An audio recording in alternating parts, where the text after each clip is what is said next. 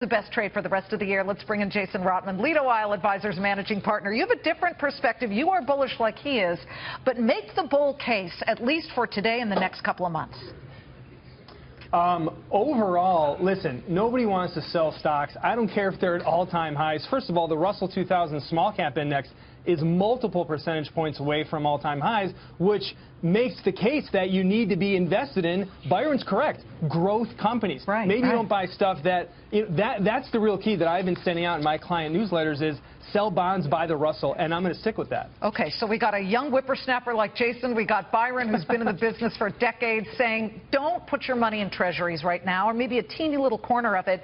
But let's talk about the Russell names that you like and how people find them.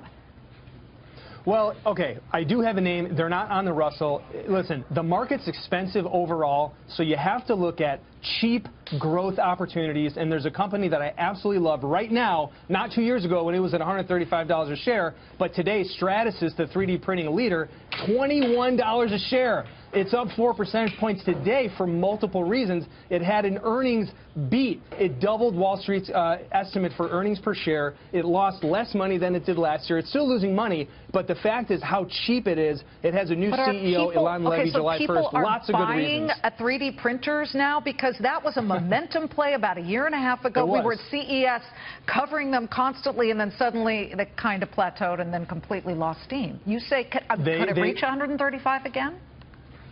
Not in the next 6 to 12 months, but listen, the fact that it's so cheap. Listen, there was a bubble, right? It was actually the end of 2013. 135 is at 21 now. 3D printing is not going away. Listen, when everybody hates it, you got to love it. That's how smart traders think. Okay, so quickly, make your case here. Where does the S&P end at the end of the year here?